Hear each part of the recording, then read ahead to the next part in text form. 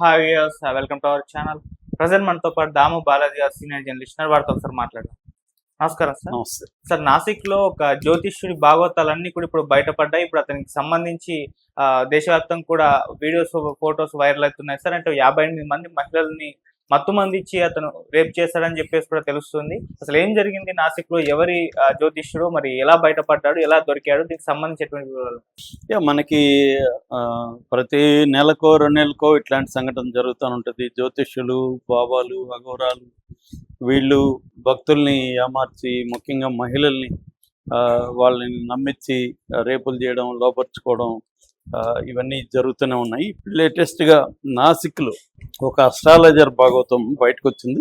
అతని పేరు అశోక్ కరాత్. అతన్ని క్యాప్టెన్ అని పిలుచుకుంటాడు. అతను అందరికి కూడా నేను మర్చెంట్ నేవీలో పనిచేస్తానంటాడు. అట్లాగే స్టైల్గా బట్టలు కూడా సూటు బూట్ వేసుకొని ఉంటాడు. అతను అస్ట్రాలజర్ అని చెప్పుకుంటాడు. సో అందరూ కూడా క్యాప్టెన్ అని పిలవమంటాడు. సో క్యాప్టెన్ అని పిలుస్తారు. ఒక రకంగా క్యాప్టెన్ బాబా అని చెప్పుకోవచ్చు. సో లేదా క్యాప్టెన్ అస్ట్రాలజర్. ఇతను ఉండేది వచ్చి ఇతనిది శ్రీ ఈశానేశ్వర మహాదేవ్ టెంపుల్ ట్రస్ట్ అని ఒక ట్రస్ట్ కూడా పెట్టాడు. దానికి ఇతనే బాసు. సో ఇది సిన్నార్ తాలూకాలో మెరగం అనే ఒక గ్రామంలో ఉంటుంది. సో ఇక్కడికి భక్తులు రెగ్యులర్గా వస్తుంటాడు. ఇతను జ్యోతిష్యం జరగబోయే విషయాలని చెప్తూ ఉంటాడు. అలాగా ఒక మహిళ 2019లో ఇతను అప్రోచ్ అయింది. అప్రోచ్ అయ్యి ఇలాగా నాకు పెళ్లి కరెక్ట్గా కుదరట్లేదు, మీరు హెల్ప్ చేయండి అని చెప్తే ఇతను ఆమెకు ఒక పెండెంట్ ఇచ్చాడు. దాన్ని వేసుకోమన్నాడు. ఇది ఎప్పుడు కూడా తీయకూడదు, అప్పుడే అది దీని పవర్ పనిచేస్తుంది, తీస్తే దీని పవర్ పోతుందని అట్లాంటిదే చెప్పాడు. సో కానీ ఈమెకి ఎగ్జామ్స్ ఉన్నది. ఎగ్జామ్స్లో ఇది అలో చేయాలంటే దాన్ని ఆమె తీసి బయట పెట్టేసి ఎగ్జామ్స్కి వెళ్ళి అప్పటికే ఆమెకి పెళ్లి కుదిరింది. కుదిరినాక ఈ పని చేసింది. ఎప్పుడైతే ఇది చేసిందో ఒక వారంలో ఆమె పెళ్లి క్యాన్సిల్ అయిపోయింది. దాంతో ఆమెకి నమ్మకం వచ్చేసింది తన మీద. ఈ పెండెంట్ నేను తీయడం వల్లే పెళ్లి క్యాన్సిల్ అయింది అని ఆమె బలంగా నమ్మి ఆయన్ని మళ్ళీ కలిసింది. యాక్చువల్గా ఏంటంటే 2019లో కలిసింది. మధ్యలో కోవిడ్ వచ్చింది. మళ్ళీ 2022 ప్రాంతంలో మళ్ళీ కలిసినప్పుడు ఈ సంఘటన జరిగింది. దాంతో మళ్ళీ ఆమె వెళ్ళిపోయి, నేను తప్పు చేశాను గురువు గారు, ఇట్లా మీరు చెప్పినట్టు నేను ఫాలో కాలేదు, అందుకే నా పెళ్లి క్యాన్సిల్ అయింది అని చెప్తే, చూసావా నాకు డివైన్ పవర్స్ ఉన్నాయి, నేను చెప్పింది జరిగింది చూసావా అని ఇతను ఇంకా ఆమెను ఇచ్చేసి, పని చేద్దాం, నువ్వు పెళ్ళి మళ్ళీ నీకు కుదురుతుంది, కాకపోతే దీనికి ఒక చిన్న హోమం చేయాలి అని చెప్పి ఆమె దగ్గర ఒక కార్యక్రమం చేయించాడు. ఆ కార్యక్రమంలో ఇతను ఆమెకి ఏదో ఒకటి తాగించాడు, ద్రవం. ఆ ద్రవం తాగినాక ఆమె మొత్తెక్కిపోయినాక ఇతను ఆమెని చేసి దాన్ని వీడియో తీసేసి ఇట్లా తర్వాత చూపించి ఇప్పుడు నీకు పెళ్లి కావాలంటే నాతో నువ్వు అనుకోవాల్సిందే, లేకపోతే ఈ వీడియో నేను బయట పెడతా, నీకు పెళ్లి జరగదని బెదిరించాడు. దాంతో ఆమె ఆల్రెడీ ఎన్ని డివైన్ పవర్స్ ఉన్నాయి అదని నమ్మింది. సో నేను శాపం పెడితే నీకేం పెళ్లి కాదన్నా భయపడి ఆమె అక్కడి నుంచి ఎప్పుడు పిలిచినా వెళ్ళడం, అతను చేయడం జరుగుతూ వచ్చింది. దాని తర్వాత పెళ్లి ఫిక్స్ అయింది. పెళ్ళి అయినాక కూడా ఇతను వదలలేదు. ఆమె అడుక్కున్నది, పెళ్ళి అయిపోయింది కదా ఇంకా నన్ను వదిలేసేయండి అంటే, లేదు నీ భర్త చనిపోతాడని బెదిరించడం మొదలు పెడతాడు. ఈమెకి ఆల్రెడీ అతని పవర్స్ మీద ఉన్న నమ్మకంతో తన భర్త చనిపోతాడేమో, తన విధవరాలు అయిపోతుందేమో అని భయపడి కంటిన్యూస్గా చేస్తున్నాడు. సో ఇవన్నీ కూడా అతను వీడియోలు, ఆమెకు తెలియకుండా వీడియోలు తీసి ఎప్పటికప్పుడు ఈమె అతని నుంచి బయటకు వెళ్ళిపోవాలనుకున్నప్పుడంతా ఇవి వీడియోలు చూపించడం, నీ భర్తకు చూపిస్తాను ఇవన్నీ చెప్పడంతో ఆమె భయపడి రావడం మొదలైంది. ఈ టార్చర్ ఎక్కువైపోయింది ఆమెకు. ఎందుకంటే భర్తకు తెలియకుండా ఇది మెయింటైన్ చేయడం అనేది ఆమెకి కష్టంగా ఉంది. రెండోది ఇష్టం లేదు. దీనివల్ల ఆమె భర్తది కూడా ఎందుకు ఇలా ఉన్నామని అడగడం, డౌట్లు రావడం, ఇలాగా ఆమెకి డిఫికల్ట్గా అయిపోయింది మేనేజ్ చేయడం అనేది. దాంతో ఆమె ఇంకా ఏం చేయలేక భర్తకు చెప్పింది, ఇలాగా నేను మోసపోయాను, ఇలాగ చేస్తున్నాడు అన్నప్పుడు భర్త కూడా ఆమెను అర్థం చేసుకున్నాడు. సరే రా, మనం పోలీస్ స్టేషన్కి వెళ్ళి కేసు పెడదాం, ఇలాంటి వాడిని వదిలిపెట్టకూడదు అని చెప్పి తీసుకెళ్ళి పోలీసులకి చెప్పారు. సో పోలీసులు ఇమ్మీడియట్గా ఆమె వివరాలన్నీ దాచిపెట్టారు. సో అతని మీద రైడ్ చేశారు. రైడ్ చేసినప్పుడు 58 వీడియోలు దొరికాయి. అయితే వేరే స్త్రీలవి ఇలాగ ఉన్నాయా లేదో అనేది ఇప్పటికి ఇంకా నిర్ధారణగా లేదు, కానీ పోలీసులు అయితే చాలా ఉన్నట్టుగానే అనుమానిస్తున్నారు. అందుకని అప్పీల్ చేశారు కూడా, ఎవరైనా ఇట్లా స్త్రీలు వేరే వాళ్ళు, ఎందుకంటే ఒక ఆమెని మాత్రం అతను చేసి ఉండడం అనేది పోలీసులు అనుకుంటున్నారు. వేరే వాళ్ళు ఎవరైనా ఇంకా భయపడి రాకుండా ఉండొచ్చు. కాబట్టి వాళ్ళు కూడా రండి, మీ మీ వివరాలన్నీ మేము గుప్తంగా ఉంచుతాము, ఎవరికి చెప్పము, ప్రకటించము అని చెప్పారు. సరే మరి ఇంకా ఎవరైనా వెళ్ళారా లేదో తెలియదు. దీని మీద ఇప్పుడు గవర్నమెంట్ సిట్ కూడా వేసింది.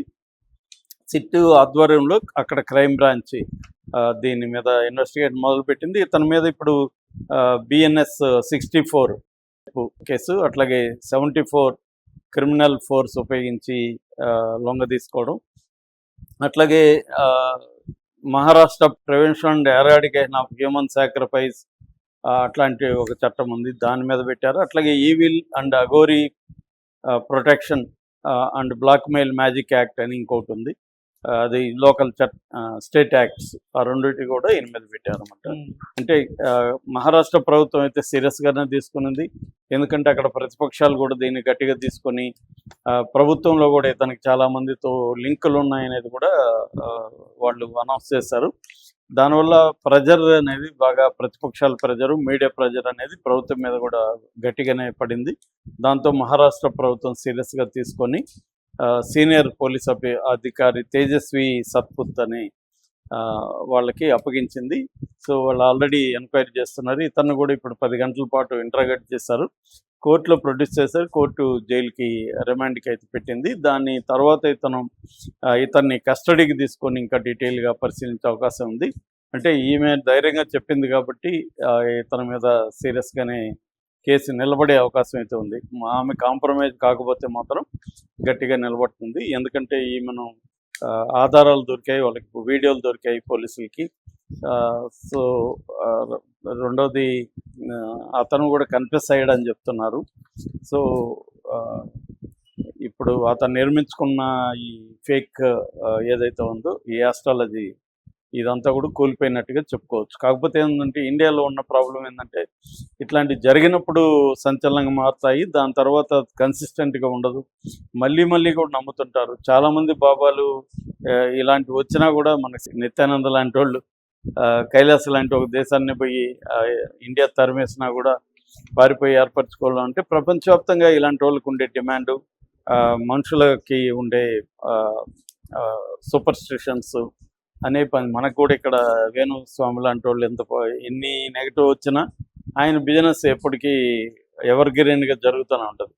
ఎందుకంటే నమ్మేవాళ్ళు నమ్ముతూనే ఉంటారు. ఎన్ని నెగిటివ్ చెప్పినా లేదంటే అది పనిచేస్తుందంట, అదేదో అక్కడ పని చేయకపోవడానికి కారణం అంట, అదని ఏదో చెప్పుకొని వెళ్తూనే ఉంటారు.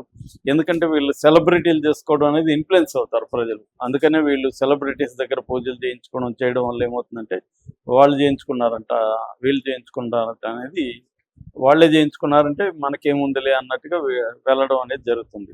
అంటే ఇక్కడ పొలిటీషియన్స్, సెలబ్రిటీలు వీళ్ళే ఈ మూఢనమ్మకాలని ప్రమోట్ చేయడం అనేది మనకి ఉన్న ప్రధానమైన సమస్య. దాని తర్వాత గవర్నమెంట్ కూడా వీళ్ళని లీనియన్స్ ఇవ్వడం. రెండోది బీజేపీ ప్రభుత్వం వచ్చినాక కూడా ఇలాంటి ఫేక్ బాబాల సంఖ్య పెరిగింది. ఎందుకంటే వాళ్ళు హిందుత్వాన్ని ప్రమోట్ చేస్తూ పైకి సనాతన ధర్మాన్ని, హిందుత్వాన్ని ప్రమోట్ చేస్తూ ఉంటారు, లోపలేమో ఇలాంటి పనులు చేస్తారు. కాబట్టి వాళ్ళ పట్ల కొంత సాఫ్ట్ కార్నర్ అనేది బీజేపీ ప్రభుత్వం చేస్తుంది.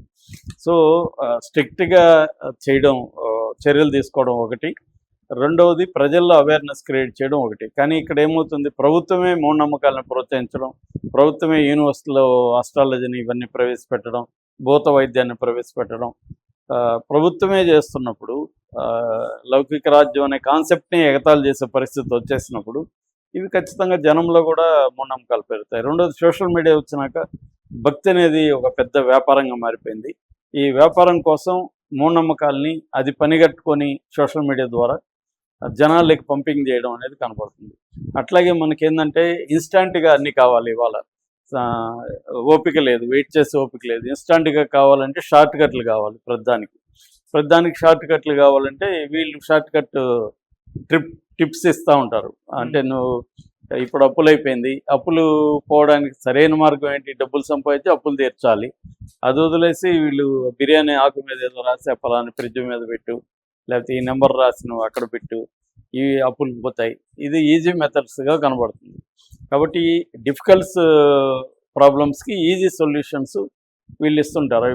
అవి జరిగినా జరగకపోయినా జరుగుతుందేమో అన్న ఒక ఫాల్స్ హోప్ క్రియేట్ అవుతుంది కాబట్టి ఇవి జరుగుతూనే ఉంటాయి. దీన్ని ఉపయోగించుకొని ముఖ్యంగా స్త్రీలు దీనికి ఎక్కువ బలవుతారు. ఎందుకంటే ఆశ్రమాల్లో ఎక్కువగా